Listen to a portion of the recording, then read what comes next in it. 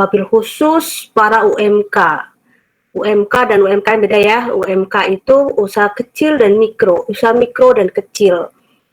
Usaha mikro dan kecil itu usaha yang paling terdampak karena mereka ada di garda terdepan. Mereka biasanya hidup tahan dari hari ke hari, dan itu sekarang yang sedang kita hadapi. Mereka butuh bantuan kita semua. Dan bagaimana cara mereka bisa bertahan hidup? Nah, seperti seleksi alam, orang yang bertahan hidup adalah orang yang mampu beradaptasi dengan perubahan. Nah, sekarang masalahnya seberapa kuat atau seberapa siap para UMK, terutama ya, tentu saja UMKM, tapi yang paling utama adalah UMK kita. Bagaimana UMK kita mampu beradaptasi sehingga mampu bertahan dalam era pandemi ini. Nah, bisa next, Faisal. Next. Nah, bisa full screen ya? Kayaknya ada yang kepotong ya, Faisal. Baik. Kebetulan saya memang sejak tahun 2012 itu aktif membantu para UMK. Dalam hal ini saya waktu itu di 4 kota di Provinsi Banten. Saya melihat sendiri bagaimana mereka bertahan hidup. Waktu itu tahun 2015 para UMK dan menengah itu merasa panik. Ya, jadi kepanikan ini tidak hanya saat ini saja sebetulnya. UMKM kita beberapa kali mengalami kepanikan. Kalau tahun 1998 ketika krisis itu mereka masih bisa bertahan. 2015 ketika Indonesia akan masuk dalam MEA ya, dalam persaingan bebas di level atau di tingkat ASEAN, itu pun UMK sudah merasa panik. Kepanikan yang dialami pada tahun 2015 itu ketika mereka ragu dan galau apakah dengan masuknya produk asing secara bebas itu berpengaruh terhadap pendapatan atau eksistensi mereka. Nah, itu kepanikan, dan alhamdulillah ini yang patut disyukuri dari atau dipuji, diacungi jempol oleh para UMK kita tadi, sangat solid, sifatnya kekeluargaan, bahu-membahu, tolong-menolong. Jadi ketika mereka dihadapkan pada era persaingan bebas, perdagangan bebas, mereka saling membantu dalam bertahan, terutama dalam komunikasi pemasaran, bagaimana memasarkan produk, bagaimana mengemas produk, dan bagaimana hidup di era 4.0 ya. Nah, sekarang yang paling di depan mata yang harus mereka hadapi adalah era COVID. Era di mana semuanya itu serba mendadak, ya. Artinya di era ini semuanya perubahan mendadak sifatnya global. Tidak siap, siapapun tidak siap menghadapi serangan atau perubahan yang mendadak ini. Nah, perubahan mendadak ini tidak hanya berakibat krisis pada level perusahaan besar saja atau negara atau bangsa pada umumnya, tetapi yang paling menyentuh adalah pada setiap individu, keluarga, dan komunitas. Nah, ini pada era ini, yang kalau tahun 1998 itu mereka masih bisa menjadi penyelamat ekonomi Indonesia, justru pada saat ini mereka justru yang paling terpuruk. Karena apa? Karena pada era pandemi itu hampir semua mata rantai terputus. Ya, jadi orang yang bisa bertahan pada saat ini adalah orang yang memiliki informasi. ketika orang itu atau suatu individu atau UMK mempunyai banyak informasi terkait dengan apa yang terjadi pada saat ini, maka mereka akan mendapatkan beberapa data yang membuat keputusan yang akan dijadikan sebagai sumber keputusan-keputusan untuk menyelamatkan usahanya. Ketika mereka tahu kondisinya, maka pada saat pandemi seperti ini, di mana komunikasi, di mana informasi banyak yang tidak menentu, maka yang mampu bertahan adalah orang yang mampu aktif mendapatkan data informasi secara akurat, sehingga dia akan bisa membantu keluarganya, lingkungan, masyarakat, bahkan sektor bisnis dia, bisnis yang bersangkutan. Next, Fadila. Mas bisa lanjutkan, Fadila. Nah, pada situasi yang seperti saat ini, yang terjadi ada kerugian materi. Ya, kita secara umum banyak yang meninggal karena sakit dan sebagainya ya. Sektor yang terimbas tidak hanya sektor kesehatan saja. Bisnis pariwisata itu lumpuh ya, dengan orang dibatasi geraknya, dengan suplai yang terputus, dan dampak yang paling di depan mata adalah ekonomi, karena banyak PHK ya, banyak orang yang kemudian dirumahkan, banyak bisnis-bisnis yang kemudian berhenti karena mata rantai pasoknya berhenti ya. Kemudian ini bisa mengakibatkan chaos, maka ada yang bisa bertahan, ada yang tidak dalam bisnis-bisnis tersebut. Sektor pangan, mendadak semua orang ya menjadi wirausaha dalam skala kecil, dalam skala mikro. Karena apa? Karena mereka bertahan untuk hidup. Ya, tiba-tiba tukang sayur jadi kenal dengan namanya WA Group. Mereka jualan lewat WA, mereka jualan lewat online. Semua orang belanja online dalam 1-2 bulan awal dari PSBB, semuanya orang jadi gagap untuk melakukan e-commerce atau usaha pemasaran online. Nah, di sini perubahan yang mendadak ini mengakibatkan orang itu harus mampu beradaptasi dengan teknologi secara cepat, secara instan. Oleh karena itu, orang yang mampu beradaptasi secara instan tadi yang bisa bertahan hidup walaupun dengan kondisi terseok-seok. Kita paham bahwa UMKM kita itu kondisi SDM-nya itu masih di bawah standar. Oke, Mas Fadila, next. Ya, bisa next, Fadila. Teman-teman, Bapak Ibu sekalian, situasi krisis ini mengakibatkan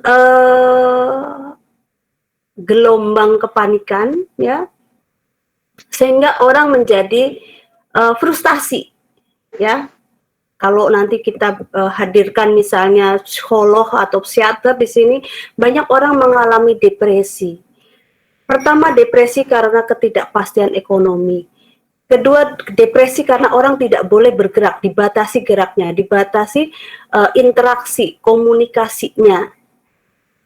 Nah, itu yang membuat orang menjadi depresi. Ya, dalam kondisi seperti ini, dalam dunia usaha itu sebetulnya sangat tidak memungkinkan atau sangat merugikan. Karena apa? Nah, tadi banyak rantai pasok yang berhenti, supply and demand berubah drastis. Hanya orang-orang yang mampu bertahan, yang mampu beradaptasi, sehingga dia bisa mengambil sisi positif, ya. Orang yang mampu beradaptasi adalah orang yang mampu menangkap peluang di era perubahan yang begitu mendadak. Nah, bagi UMKM yang mampu menangkap peluang, mampu berpikir out of the box, ya. Nah, ini yang nanti akan berhasil dalam situasi pandemi ini. Jadi, kalau kita lihat sekarang mendadak, kalau kita lihat UMK terutama, ya, UMK itu sekarang banyak sekali orang bisnis rumahan kuliner. Kemudian mendadak, misalnya di unit-unit rumah tangga itu ada usaha yang usahanya itu adalah untuk bertahan hidup. Silahkan next, Pak Moderator, silahkan next. Nah, dalam situasi saat ini, di mana ketidakpastian, satu-satunya informasi yang bisa menyediakan apapun di saat kita membutuhkan itu adalah internet. Ya, internet menjadi andalan karena kita bisa mencari segala informasi yang kita perlukan dalam situasi ketidakpastian. Situasi misalnya saya ingin mendapatkan informasi kesehatan, ada informasi saya ingin belanja apa namanya keperluan sehari-hari bisa lewat internet segalanya. Jadi mendadak orang ketergantungan sangat tinggi terhadap internet. Begitu juga UMK tadinya tidak bisnis online menjadi bisnis online. Setelah saya masuk ke beberapa kota di Provinsi Banten, penerimaan mereka atau akses mereka terhadap e-commerce itu sangat kecil. Kebanyakan UKM di Banten itu adalah UMKM yang masih tradisional. Mereka mengandalkan dari kemampuan memproduksi barang-barang kebutuhan sehari-hari dan memasarkannya secara konvensional. Jualan kuliner, jualan di tokonya atau berdasarkan pesanan dan di pasar-pasar atau dititipkan ke orang lain. Masih sangat sedikit UMKM yang mengandalkan e-commerce atau menggunakan bisnis online. Pada tahun 2015 saya mencoba memberikan beberapa semacam pendidikan dan pelatihan kepada mereka, dibantu oleh petugas atau staf dari Dinas Perdagangan, Perindustrian, Koperasi. Saya beberapa mengunjungi mereka dalam komunitas-komunitas dan mereka merasa melakukan pemasaran online masih sulit. Karena apa? Mereka tidak familiar dengan internet, mereka tidak familiar dengan gadget, mereka tidak familiar dengan komputer dan software-software pendukungnya. Nah, tetapi karena mereka melakukan UMKM-nya pun itu dari turun-temurun, misalnya dari industri keluarga.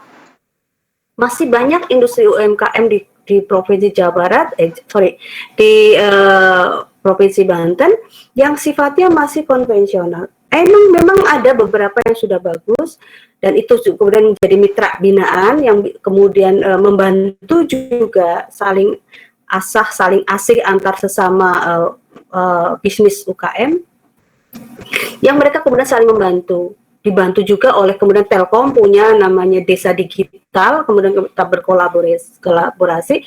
Sebetulnya pada tahun 2015 itu bibit-bibit kepada digitalisasi sudah mulai di Provinsi Banten. Dalam konteks menghadapi persaingan bebas waktu itu, MEA ya, Masyarakat Ekonomi ASEAN itu terbentuk, mereka sudah mulai siap sebetulnya. Tetapi ketika masalah COVID ini, di mana kondisinya tidak normal, kalau mereka dulu belajar dalam kondisi normal lebih enjoy, lebih asik. Tapi kalau kondisi di saat belajar di saat mendadak, perubahan mendadak, saya yakin banyak yang tidak siap, dan kalaupun siap, mereka siap secara terpaksa karena harus bertahan hidup. Jadi info internet sekarang menjadi penolong dalam bertahan hidup. Misal,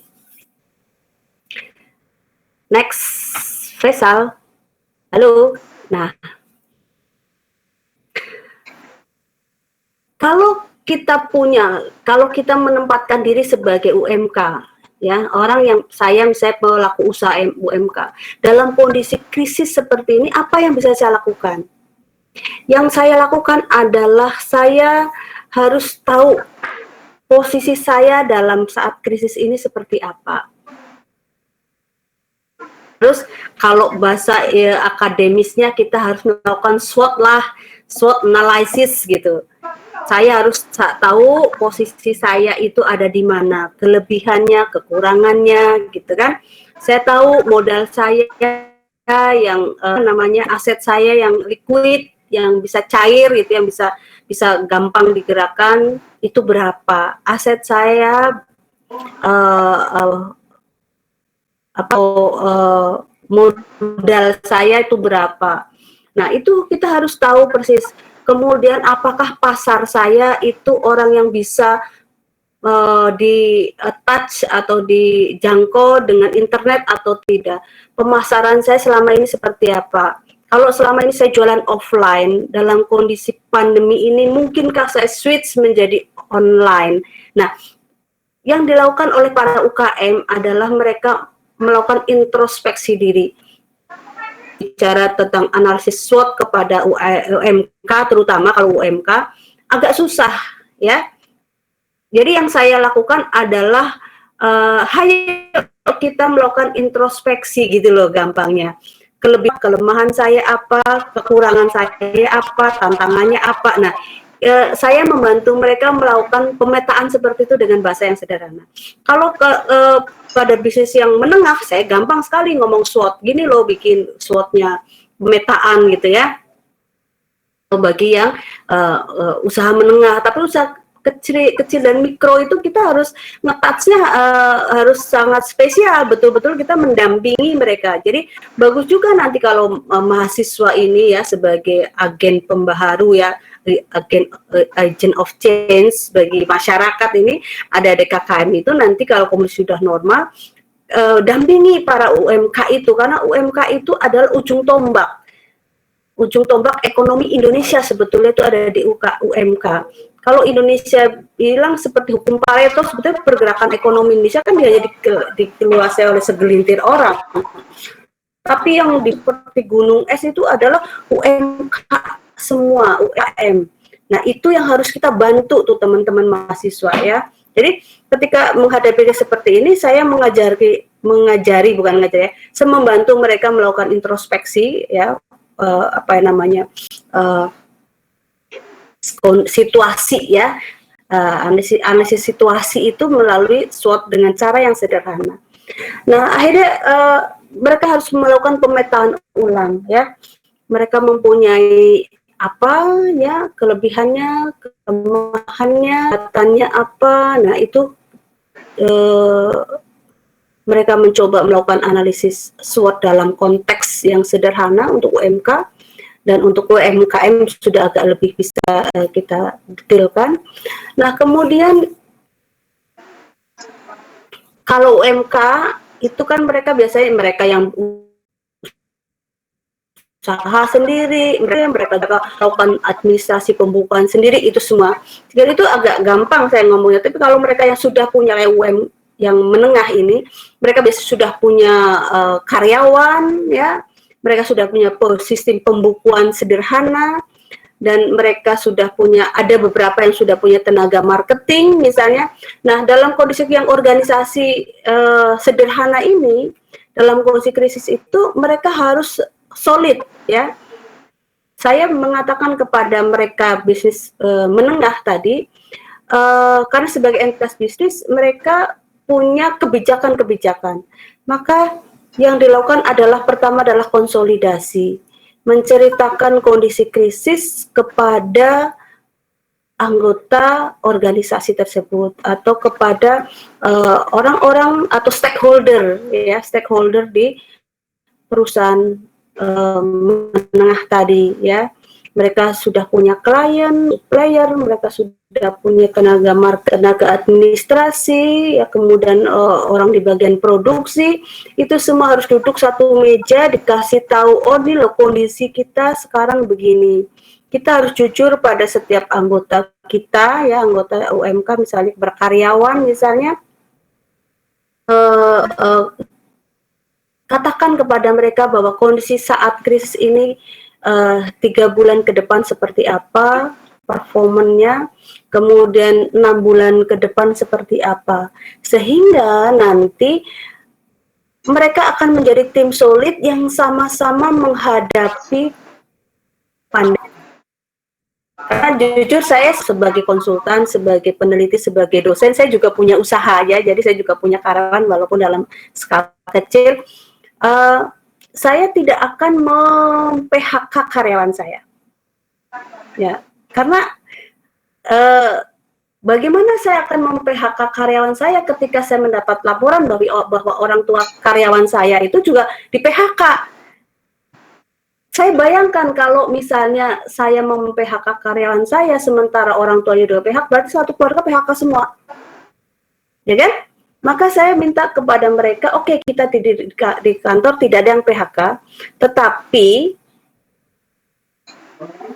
dalam kondisi darurat ada beberapa pos yang tidak bisa dikeluarkan untuk bertahan, misalnya uang transport karena mereka work from home. Ya, jadi mereka uang transport tidak ada, tapi uang makan tetap dikasih, gaji tetap utuh dengan produksi, sistem produksi yang berubah. Mereka bisa produksi dari rumah dan sebagainya. Nah, jadi mereka tetap aktif walaupun di rumah. Jadi itu ya. Jadi dalam kondisi krisis kita harus harus solid antara pemilik usaha dengan karyawan dan dengan stakeholder yang lain. Itu yang harus diselamatkan dulu. Jangan kemudian krisis karena panik semua bercerai-berai, usaha semua gulung tikar. Kita kan tidak mau seperti itu. Jadi yang pertama adalah kasih krisis. Nah, fokusnya pada apa? Pada perencanaan. Jadi misalnya dengan karyawan dengan pengusaha duduk bareng, kita mau ngapain? 3 bulan ke depan apa yang dilakukan, apa yang bisa diselamatkan. Nah, itu ya, jadi fokus pada permasalahannya. Nah, kemudian detik-detik awal, 3 bulan pertama, 6 bulan pertama, itu apa yang dilakukan. Nah, itu kita bikin checklist. Bikin checklist mana jangka pendek, mana jangka menengah, mana jangka panjang, kemudian aset-aset apa yang bisa dimaksimalkan, aset-aset apa yang harus diselamatkan, kemudian juga tagihan-tagihan apa yang harus diselesaikan, dan tagihan-tagihan apa yang bisa dipending.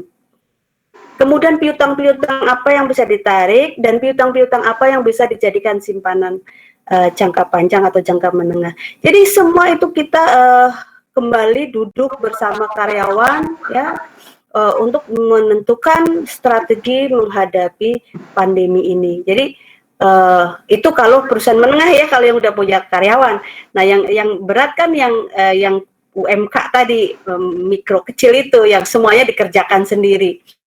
Itu yang paling pusing karena biasanya mereka tidak punya juga teman berdiskusi. Ya teman berdiskusi adalah sesama UMK juga punya tim. Karena biasanya mereka kan perusahaan keluarga. Kemudian tadi ya bentuk tim. Jadi yang bisa dilakukan oleh UMK yang strategi yang pertama adalah itu konsolidasi internal untuk menentukan bagaimana strategi menghadapi krisis ke depan. Oke, next Mas Fadila. Ini kondisi UMK di Indonesia. Jadi permasalahan umum UMK sebenarnya tidak banyak di Indonesia. Hampir seluruh UMK itu permasalahannya sama, baik di Indonesia maupun di luar negeri. Tapi di Indonesia itu UMK permasalahan sangat berat. Ya, jadi masalah umum itu adalah menurunnya permintaan. Ya, karena semua orang daya beli menurun. Karena daya beli menurun tidak ada permintaan. Ya, stagnan gitu. Kemudian pemasaran juga mereka tidak bisa melakukan pemasaran, akses bahan baku, dan masih rendahnya SDM. Waktu saya membantu UMK di daerah Cilegon, ya, ada di sana misalnya pengusaha abon lele. Itu dia kerjakan dari beternak lele sampai dia menjual abon lelenya itu sendiri. Tanyakan apakah mau melakukan atau mencoba untuk online, dia bilang saya saya punya handphone hanya bisa untuk SMS. Jadi handphonenya tuh handphone yang zaman dulu, handphone jadul ya kalau anak sekarang bilang. Jadi ya itu. Nah, ketika kita tahu kondisi UMK kita seperti itu. Artinya sekarang untuk UMK yang seperti itu harus bersinergi. Kemudian saya bilang, apakah ibu punya anak atau ibu punya saudara, keponakan? Nah, akhirnya ya, UMK tersebut yang di Cilegon itu minta keponakannya untuk menjadi penjual online. Jadi saya mendidik keponakannya untuk marketing communication. Digital marketingnya justru yang saya ajari adalah keponakannya. Nah, dalam era seperti ini 4.0 itu yang ada harus berkolaborasi, bekerja sama. Nanti di belakang saya akan jelaskan kenapa kita harus berkolaborasi dengan mitra atau dengan klien atau dengan partner. Ya, nah itu permasalahan umum yang dihadapi. Jadi ketika tahun 2015 itu saya sudah mulai menginventarisir permasalahan-permasalahan yang muncul di UMK dan UMKM di Indonesia, di daerah Banten. Nah, pada masa COVID ini yang muncul keluhan nih teman-teman saya di UMK dan UMKM ini mengalami penurunan penjualan. Tubuh begini ya, mereka tidak bisa bertahan karena penjualan mandek dan sebagainya. Sulit mendapatkan bahan baku ya karena transportasi kan PSBB kemarin tuh, karena PSBB kan nggak bisa tuh transportasi mandek, mereka kesulitan bahan baku. Barang juga yang sudah terlanjur diproduksi itu mandek distribusi karena mereka nggak bisa kirim, ya. Nggak bisa distribusi, terutama yang mereka barangnya tuh misalnya secara rutin misalnya diambil 3 hari sekali atau seminggu sekali diambil sama pemasar atau tengkulak itu, mereka kesulitan distribusinya mandek. Modal udah mulai menipis, habis ya karena tidak ada penjualan, ya tidak ada pergerakan, cash flow mandek, modal habis dan tidak bisa produksi. Ini yang terjadi di era COVID, teman-teman mahasiswa dan Bapak Ibu sekalian. Jadi begini kondisi UMKM kita. Jujur saya prihatin ya, yang bisa saya karena ilmu saya ada dari marketing communication, saya sebisa mungkin membantu mereka melakukan pemasaran online dan alhamdulillah banyak yang berhasil karena bertahan hidup pun dari seksi konsumen juga mereka harus bertahan hidup dan mereka akhirnya jual online. Jadi bagaimana mendatangi rumah-rumah itu melalui online. Next, Faisal. Nah, next. Nah, ini Bapak Ibu, adik-adik semua, kondisi UMK ini kita seperti ini. Ya, mayoritas yang terpuruk kemarin adalah kelompok livelihood, yaitu usaha yang mikro sifatnya mencari nafkah semata. Jadi ada dagang, ada uang, nggak ada dagang, nggak ada uang. Nah, ini yang paling banyak terjadi di era pandemi. Kan, ya. Maka yang harus dilakukan adalah saya selalu berkampanye kepada teman-teman, beli dari saudara, beli dari teman, beli dari lingkungan. Kalau bisa beli dari UMKM sendiri, ya. Mereka yang saat ini butuh untuk bertahan. Saya beberapa mengatakan kepada teman-teman, kalau ada produk, ya, ada produk yang bisa diproduksi dan dijual oleh UMKM, beli dari mereka. Jangan beli punya produk-produk produsen yang raksasa, ya Anda tahu lah produsen raksasa yang multinasional yang barangnya ada di mall-mall gitu ya. market gitu kan. Saya bilang kalau bisa belinya jangan ke sana, belinya maksudnya produk-produk itu, belilah ke UKM, belilah produk dari teman, dari saudara yang mereka tiba-tiba menjadi pengusaha kuliner, tiba-tiba menjadi fashion, apa mereka bisa jahit, mereka bisa apapun yang mereka kerjakan, ayo kita beli. Itu apa namanya, cara untuk membuat mereka bertahan. Kemudian kelompok mikro, yaitu usaha mikro yang sudah berkembang namun memiliki sifat kewirausahaan dan belum bisa menerima kerjaan subkontraktor. Jadi ini ya usaha mikro yang masih kecil ya. Dan Bapak Ibu, kemarin saya membantu BPJPH itu 2 bulan ke depan kami dari BPJPH itu akan memberikan bantuan sertifikasi halal kepada 3.283 UMK. UMK itu apa? Antara lain itu tukang bakso, tukang gorengan, yang itu nanti pada mulai tahun ini sudah harus disertifikasi halal. Nah, itu menjadi permasalahan tersendiri. Ya, jadi kalau kita melihat kondisi ekonomi Indonesia sebetulnya masih sangat rapuh ya. Tetapi kembali lagi kepada teman-teman dan Bapak Ibu sekalian bahwa orang yang berhasil bertahan adalah orang yang selalu mengambil positif, mengambil peluang dari setiap bisa mengambil peluang dari setiap kemungkinan terburuk. Ya, jadi mereka yang bertahan adalah mereka yang bisa beradaptasi, yang bisa mengambil peluang dari setiap kesempitan yang terjadi pada UMK kita ya. Jadi seharusnya pada era COVID ini adalah satu kesempatan untuk kita maju sebetulnya.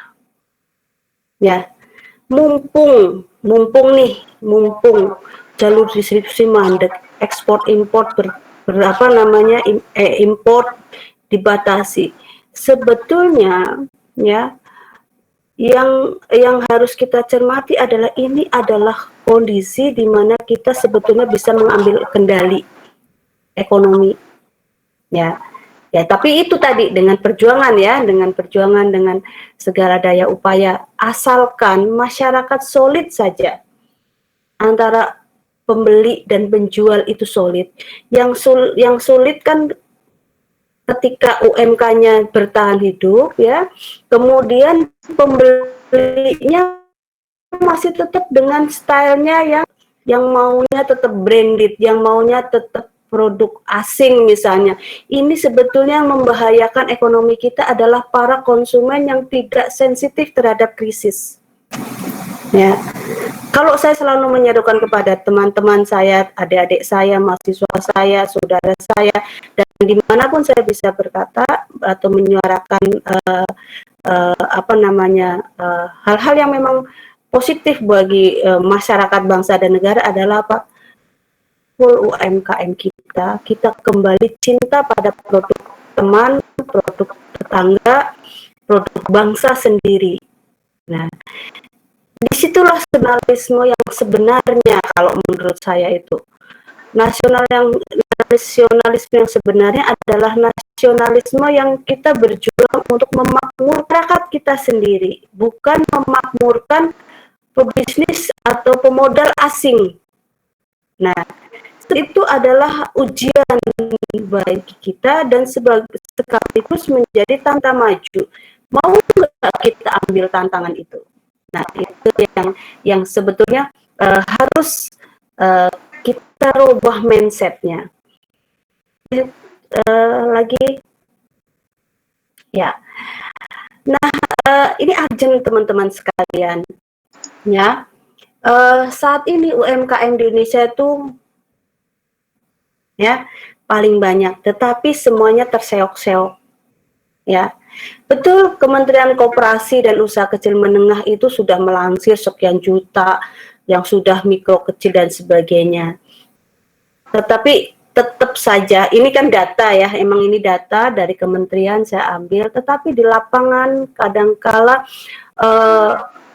kondisinya jauh lebih memprihatinkan. Ya, memang benar Telkom sudah membuat namanya kampung digital. Tapi kita harus tahu akses kita terhadap jaringan. Bilang ada tol langit dan sebagainya, tapi kenyataannya jangankan ngomong tol langit ya untuk masalah ekonomi bisnis dan sebagainya, untuk sekolah saja misalnya. Anak-anak sekarang jangankan di daerah, di Jakarta saja itu masalah kuota saja mereka keberatan. Ya, saya tidak bisa sekolah online karena nggak ada kuota. Nah, kita pikirkan nggak UMKM itu bisa nggak akses kuota dan sebagainya. Jadi memang ada butuh keberpihakan pemerintah, ya. Di samping akses internet dan sebagainya, ya. Yang juga harus diingat adalah mereka penguasaan terhadap teknologi.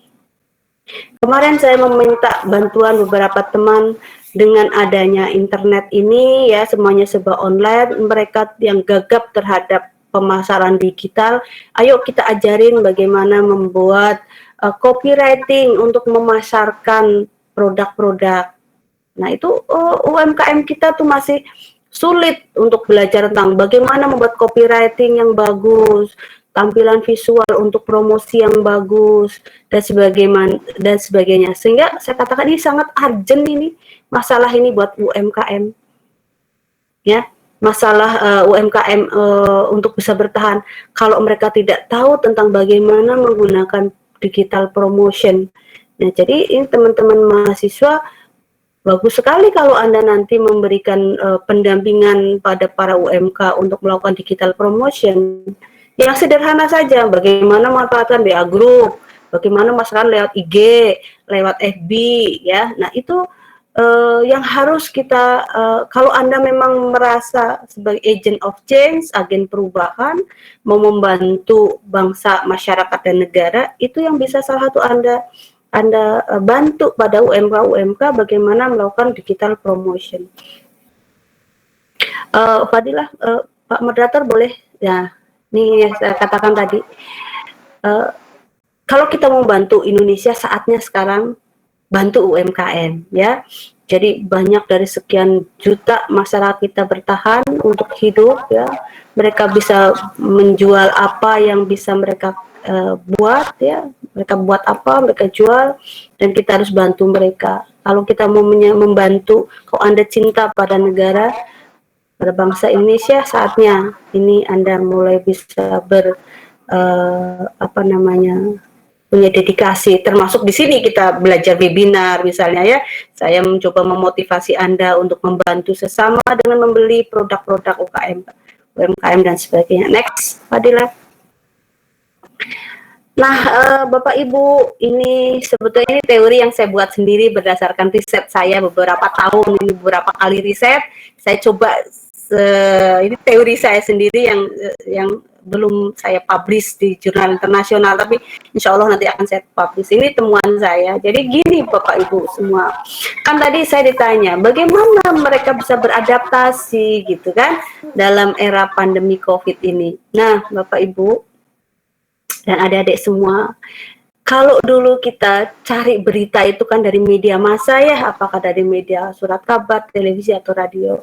Tetapi generasi itu kan era generasi X ya, era generasi Y dan Z itu udah nggak lagi ke sana kita.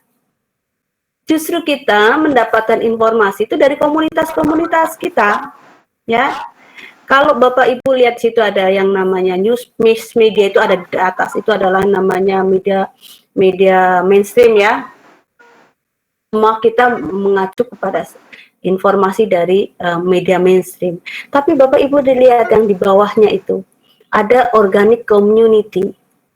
Ya, organic community adalah seperti itu kehidupan kita di era nyata ya. Kita hidup saling terhubung, ada dot-dot ya, ada dot, ada titik-titik gitu. Katakanlah titik-titik itu ada individu yang ada dalam masyarakat. Yang bundaran di kolom bundar yang melonjong itu adalah organic community. Di dalamnya ada grup. Nah, misalnya contohnya ada grup WhatsApp, grup FB gitu kan ya. Nah, itu kita hidup sebetulnya di masyarakat kan kita punya ini ya, ada komunitas apa, itu hidup di alam realnya ya. Jadi di kanan kiri adalah organic community. Jadi kita di masyarakat tuh kalau dipotret seperti itu. Ya. Nah, di tengah-tengah namanya ada virtual community. Virtual community itu yang sekarang dialami atau dijalankan oleh generasi Y dan Z ya. Ada mahasiswa hidup di virtual community ini sekarang lebih ramai di IG. KKM kita ini adalah KKM yang meramaikan virtual community. Sekarang diarah, sebetulnya pandemi itu ada nggak sih ini ya? Ini kalau kita bicara ada yang iseng-iseng kan sebenarnya, ada yang kritis-kritis. Sebetulnya pandemi ini ada nggak sih yang sakit? Sepertinya kok ini kayak setting global. Kok kayaknya akan dirubah tatanan hidup baru sih? Semuanya serba online, sekolah online, diskusi online, seminar online, kuliah online, jualan online, semuanya serba online. Nah, sehingga ada pemikiran kritis bahwa oh kita akan dibentuk dalam suatu wilayah atau suatu tatanan kehidupan yang sifatnya semuanya virtual. Bisa jadi seperti itu ke depan. Dunia sedang di set up ulang ya, di set up ulang untuk semuanya serba online, serba virtual. Nah, dalam kondisi seperti ini, mindsetnya juga dirubah. Maka UKM bisa nggak ya kita set ulang UKM kita yang tadinya offline menjadi online. Nah, itu tantangan buat adik-adik semua. Buat kita semua, nggak cuma adik-adik, saya juga sebagai pengajar, peneliti, konsultan, sebagainya, dan juga masyarakat, ayo kita, dunianya sudah di-setup menuju sana. Sehingga nanti tukang sayur itu tidak lagi keliling. Ya, yang menarik tukang sayur di kompleks saya itu semua pakai WA. Kita nggak lagi belanja sayur ke tukang sayur, tapi saya tinggal SMS atau WA ya ke tukang sayur, pagi-pagi udah diantar. Ya, saya yang tadinya saya generasi X, saya tidak terlalu familiar dengan online. Sekarang saya mau nggak mau harus belanjanya online. Beli daging harus online. Misalnya, apalagi yang fashion ya, yang beli sehari-hari pakai online, perabotan rumah tangga online sekarang. Ya, sehingga ada yang namanya publish word of mouth ya, jadi desas-desus komunikasi dari mulut ke mulut yang terpublish lewat media internet, media virtual. Nah itu, jadi kita terkotak-kotak nanti dalam komunitas-komunitas virtual. Saya WA grup saya aja ada 46 WA grup. Ya, WA kampus, WA mahasiswa KKM, WA ini, WA itu, ada 46 WA. Segimana sibuknya coba kalau semuanya pada aktif kan? Jadi habis waktu kita, kata saya, ini virtual community membuat kita sibuk dengan gadget kita. Ya, nah ini harus dikenalkan kepada UKM bahwa sekarang orang itu hidup di komunitas virtual. Bagaimana UKM itu bisa mengadaptasi dengan perubahan seperti ini.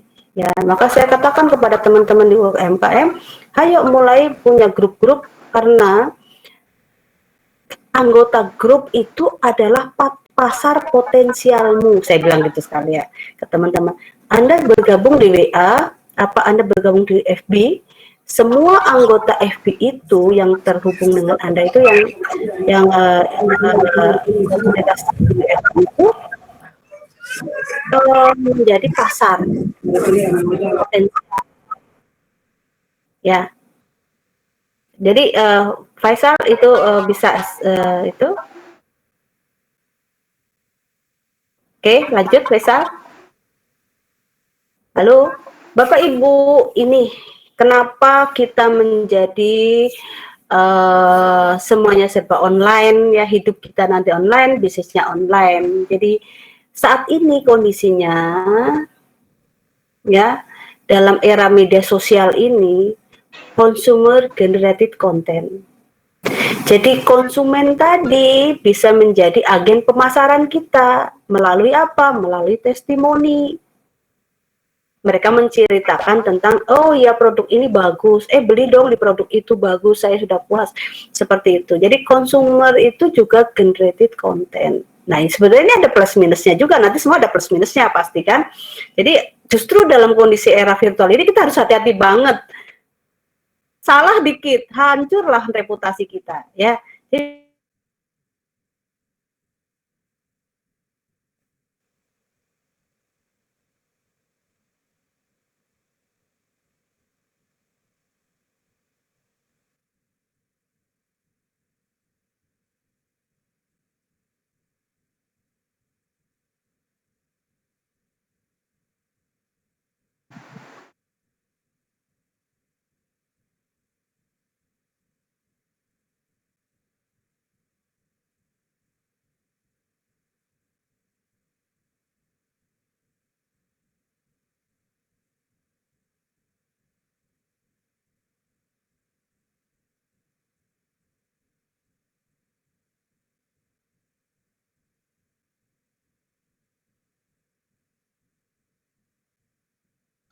Ya, karena ada sebuah masalah dari mungkin terkait sinyal dari